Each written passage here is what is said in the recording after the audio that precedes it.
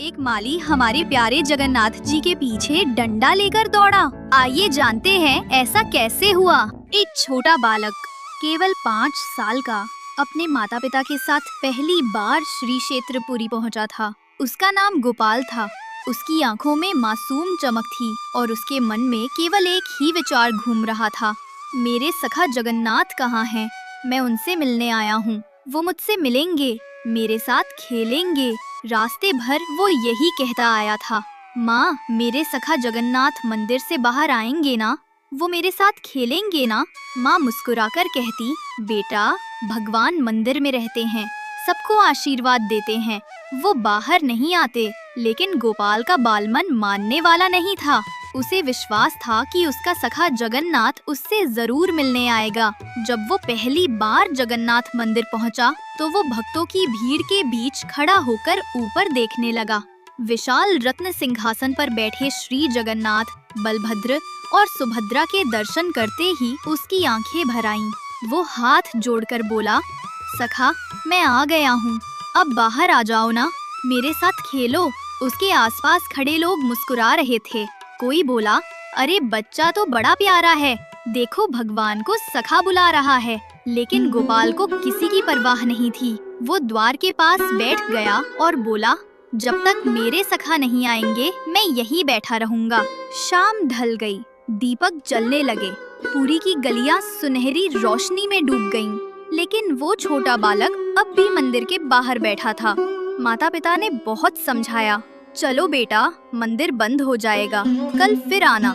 पर गोपाल ने सिर हिलाकर कहा, नहीं, सखा ने कहा था वो आएंगे, मैं यहीं रहूंगा। उसकी आंखों में अब आंसू झिलमिला रहे थे। धीरे धीरे रात उतर आई। समुद्र की लहरों की आवाज और मंदिर की घंटियों का नाद एक साथ गूंजने लगा। तभी अचानक मंदिर के भीतर से एक मधुर ध्वनि उठी। वातावरण में चंदन और तुलसी की गंध फैल गई। गोपाल ने सिर उठाया तो देखा मंदिर के भीतर से एक दिव्य प्रकाश निकल रहा है। वो चमक धीरे धीरे बढ़ी और उसी में से स्वयं श्री जगन्नाथ प्रकट हुए। लेकिन वे विशाल मूर्ति के समान नहीं थे, वे भी गोपाल जैसे ही बाल स्वरूप में थे, नीली आभा वाले, मुस्कुराते हुए, और उनके नन्हे हाथ में पीतांबर की किनारी लहरा रही थी। वे आगे बढ़े, गोपाल का हाथ पकड़ा और बोले, चल सखा, बहुत देर से बुला रहा है, अब खेलते हैं। गोपाल की आंखें चौड़ी हो गईं, उसका चेहरा खिल उठा। आप सच में आ गए सखा, सब कहते थे आप बाहर नहीं आते। जगन्नाथ मुस्कुराए।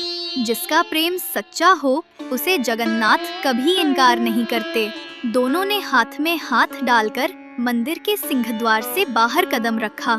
रात का समय था, चांदनी चमक रही थी, गलियों में दीपक टिमटिमा रहे थे। वे दोनों खेलते हंसते नगर के बाहर खेतों की ओर चले गए। वहाँ एक बड़ा कटहल का पेड़ था, जिस पर भारी भारी फल झूल रहे थे। गोपाल बोला, सखा ये फल कितने बड़े हैं, खाएं? श्री जगन्नाथ ने आंख मारी और हंसते हुए बोले, तो चल चोरी करते हैं। दोनों धीरे धीरे पेड़ के पास पहुँचे।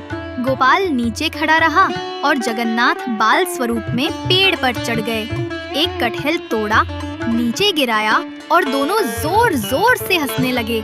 गोपाल ने कहा, सखा अब अगर माँ ने देखा तो डांटेंगी। जगन्नाथ ने हंसते हुए कहा, अगर माँ डांटेंगी तो मैं बोल दूंगा मैंने दिया है। दोनों पेड़ के नीचे बैठ गए, कटहल के मीठे टुकड़े तोड़े और खाने लगे। गोपाल के होठों पर रस लग गया तो जगन्नाथ ने अपनी छोटी उंगली से पोंछ दिया।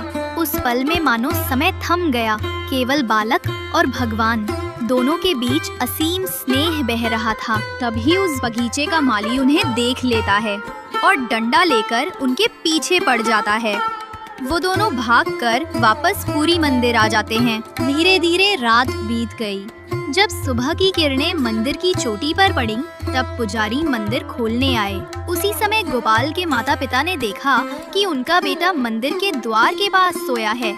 चेहरे पर मुस्कान है और उसके बगल में आधा खाया हुआ कटहल रखा है। वे बोले, बेटा ये कहाँ से आया? गोपाल ने उनींदी आवाज में कहा, सखा जगन्नाथ मेरे साथ खेले थे, उन्होंने कटहल तोड़ा था। माँ ने कहा, बेटा तुमने सपना देखा होगा।